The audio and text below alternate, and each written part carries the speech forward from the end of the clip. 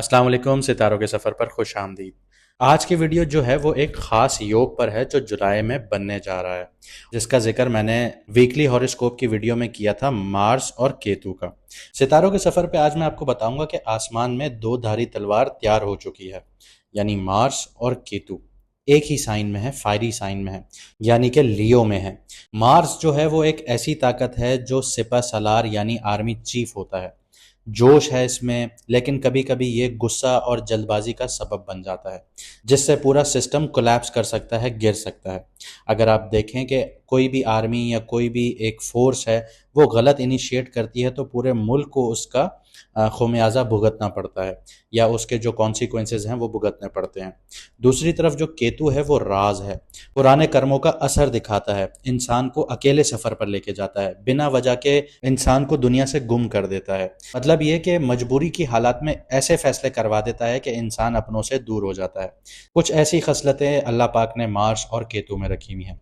अब अगर इनके योग की बात करूं तो 12 तारीख से ऑनवर्ड्स, 12 जुलाई से ऑनवर्ड्स मार्स जो है वो केतु के करीब जाना शुरू करेगा, लेकिन 22 तारीख को वो बिल्कुल उसके साथ आ जाएगा और ये 10 अगस्त तक इसके असरात नज़र आएंगे आप लोगों को।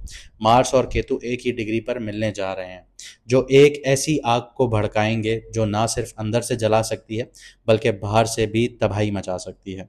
और सोने पर सुहागा ये होगा कि जब मार्स जो है वो सातवीं नज़र राहु के साथ बना लेगा, तो ये ऐसी सिचुएशंस बना देता है कि इंसान हवा में तीर तो चला रहा है लेकिन वो तीर आग वाले हैं जिनकी कोई डायरेक्शंस नहीं है। ऐसा माहौल क्रिएट कर देंगे कि अपनों में पराये नज़र आना शुरू हो जाएंगे, बहुत ज़्यादा गुस्सा एग्रेशन नज़र आएगा, तो सोच समझ कर चलना पड़ेगा।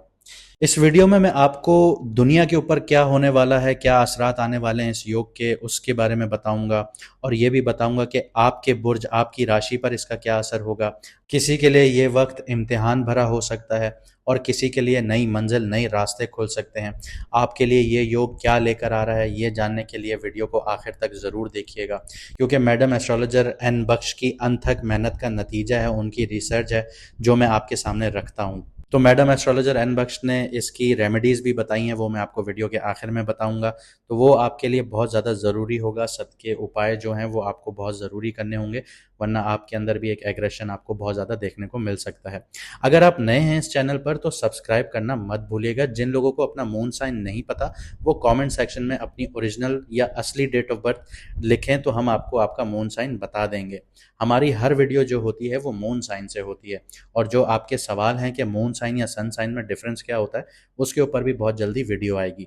इसके अलावा अगर आपकी ज़िंदगी में इश्यूज चल रहे हैं, चाहे प्यार से रिलेटेड, कारोबार से रिलेटेड, करियर से रिलेटेड या फिर फैमिली से रिलेटेड हैं, तो आप व्हाट्सएप पर मैसेज करके अपॉइंटमेंट बुक करवा सकते हैं और मैडम एस्ट्रोलॉजर एन बख्श की रहनुमाई हासिल कर सकते हैं। अब देखते हैं कि ये योग दुनिया पर क्या असर डालेगा। तो सबसे पहले बात करते हैं ग्लोबल प्रिडिक्शंस की, लेकिन इससे पहले मैं आपको ये बताता हूं कि मैडम एस्ट्रोलॉजर एन बख्श ने 16 नवंबर को एक प्रिडिक्शन दी थी। उसकी वीडियो भी हमारे चैनल पर लगी हुई है, आप जाके देख सकते हैं। उसमें मैडम एस्ट्रोलॉजर एन बख्श ने यह बताया था कि अमेरिका के लिए ये साल तूफानी आफतों का होगा, जबकि हमने ये देखा कि लॉस एंजलिस में आग लगी जो 23,000 एकड़ पर फैल गई और 29 लोगों की जान उसमें गई। इसी तरह अभी टेक्सास में बहुत ज़्यादा फ्लड्स आए हुए हैं जिसकी वजह से 79 लोगों की जान जा चुकी है। ये मैडम एस्ट्रोलॉजर एन बख्श की प्रेडिक्शन थी, जो अल्लाह पाक ने उनकी इज्जत रखी और वो प्रूव हुई। हालांकि अफसोस है हमें इंसानी जानों का, लेकिन जो कुदरती आफात हैं उनके बारे में मैडम ने बताया।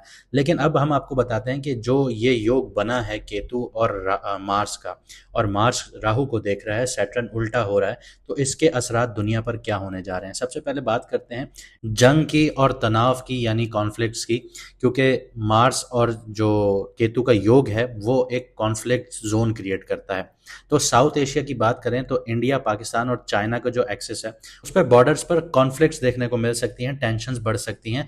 खास तौर पर कश्मीर और लद्दाख का जो एरिया है ये बहुत सेंसिटिव रहेगा।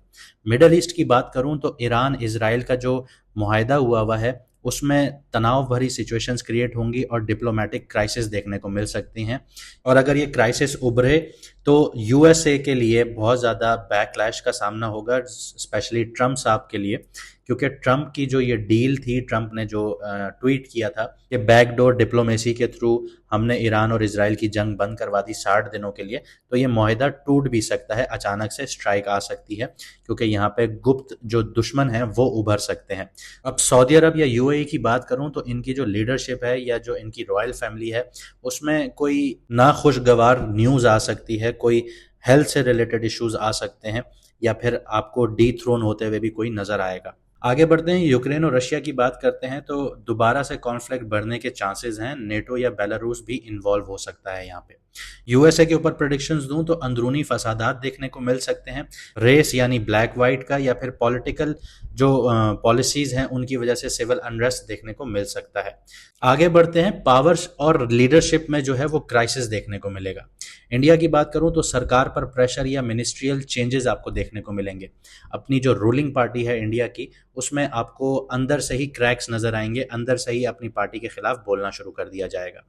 पाकिस्तान में बात करूं तो आर्मी और सिविलियंस लीडरशिप्स के दरमियान फ्रिक्शंस पैदा हो जाएंगी।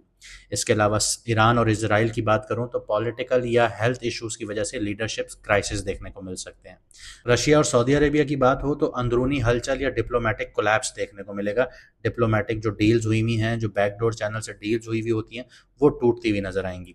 अब कुदरती आफातों की बात करें तो मैडम एन बख्श ने, जैसे मैंने आपको बताया कि 2024 नवंबर 16 नवंबर को जो प्रिडिक्शंस दी थी अमेरिका के बारे में कि कुदरती आफात उधर बहुत आएंगी, तो दुनिया ने देखा कि जनवरी में लॉस एंजलिस में बहुत बड़ी आग लगी जो 23,000 एकड़ पर लगी। इसके अलावा अभी जो करंट में आप वीडियो देख रहे हैं, इसी के साथ साथ आप गूगल पे जाके सर्च कर सकते हैं कि टेक्सास में फ्लड्स आए हुए हैं, जिसकी वजह से 79 लोग अपनी जान से हाथ धो बैठे हैं।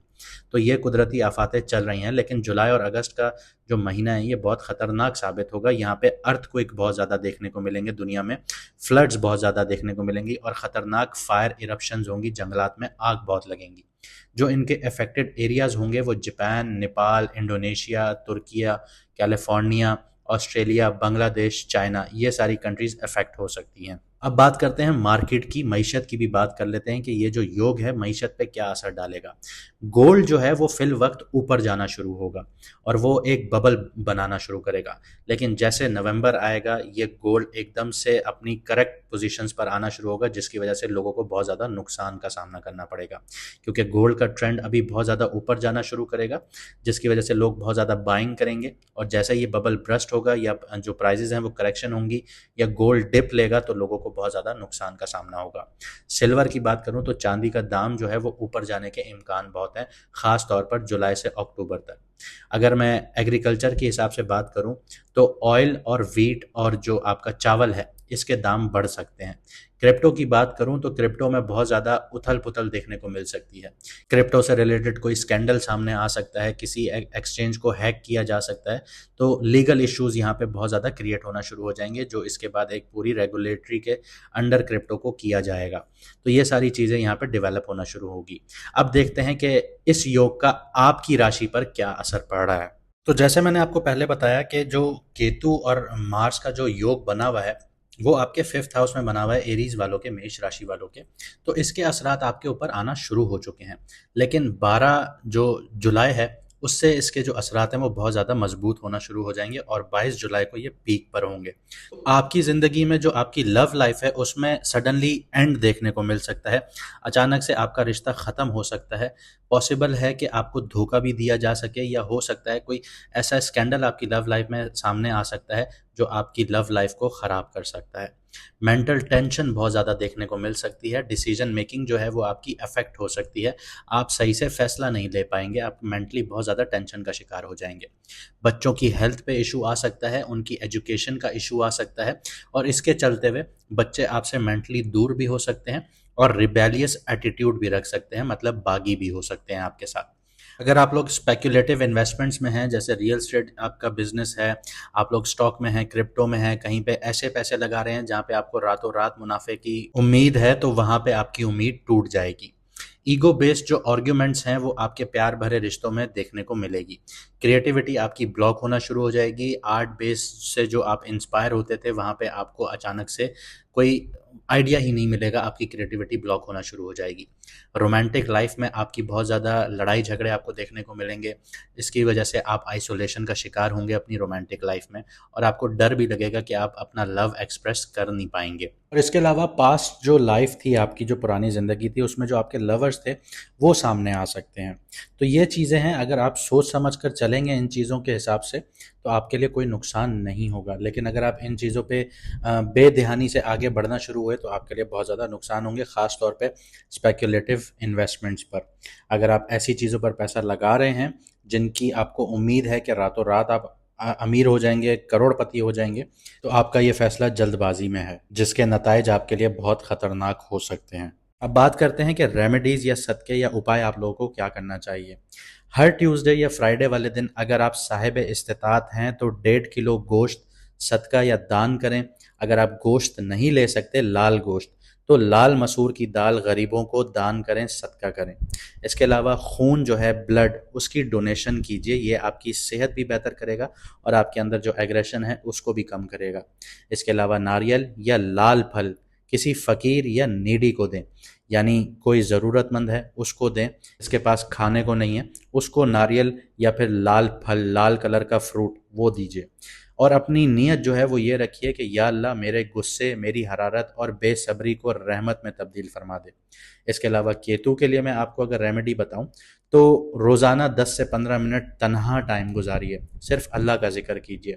सूरह कहाफ हर जुमेरात की रात या फ्राइडे वाले दिन पढ़िए। अगर पढ़ नहीं सकते तो सुनिए, ये आपके कन्फ्यूजन या इल्यूजन्स जो हैं उनको दूर करने में मददगार साबित होगी। इसके अलावा हर उस शख्स की मदद कीजिए जो स्पेशली डिसेबल्ड है या माजूर है। अगर उसका हाथ नहीं है, उसकी आंखें नहीं हैं, तो उसकी मदद कीजिए। ये केतु का सदका है और आपकी नीयत ये होनी चाहिए कि या अल्लाह मुझे जो समझ नहीं आ रहा उसमें नूर दे, रास्ता दिखा मुझे। इसके अलावा किसी मस्जिद, मदरसे या जो भी आपकी रिलीजियस जगहें हैं उनमें सफाई का सामान डोनेट कीजिए, सदका कीजिए, दान कीजिए। ये मार्स और केतु की जो नेगेटिविटीज़ हैं उनको दूर करने के लिए बहुत ज़्यादा ज़रूरी है। इसके अलावा अपनी माँ या अपने फादर के पैर धोकर उनसे दुआ लें।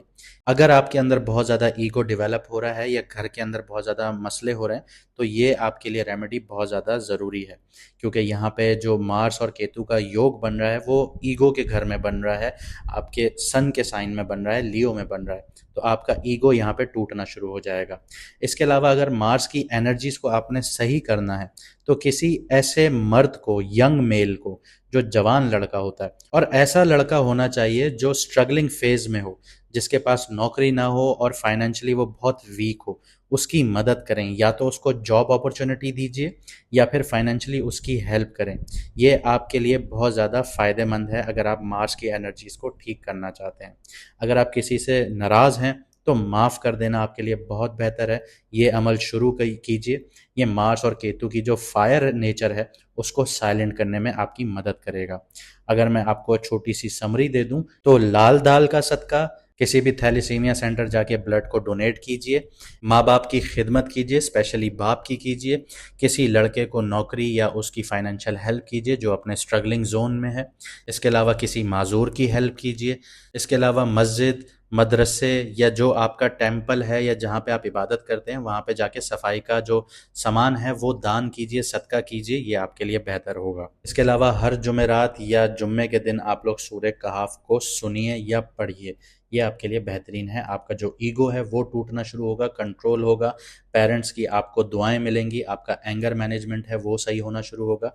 किसी स्पेशल चाइल्ड को ज़रूर सपोर्ट कीजिए, ये आपके लिए बहुत ज़्यादा ज़रूरी है। और अगर आप नज़र से बचना चाहते हैं तो सूरह नास, सूरह फलक का जो विर्द है वो करते रहिए। तो ये थी आज की वीडियो। उम्मीद करता हूँ आपको पसंद आई होगी और आप इन चीज़ों पर अमल करेंगे जो मैंने आपको बताया, और जो प्रेडिक्शंस मैडम एस्ट्रोलॉजर एन बख्श ने आपको बताई उन पर गौर कीजिएगा। आपको दुनिया में ये शिफ्ट्स होते हुए नज़र आएंगे। मुझे दीजिए इजाज़त, मिलते हैं अगली वीडियो में सितारों के सफ़र पर।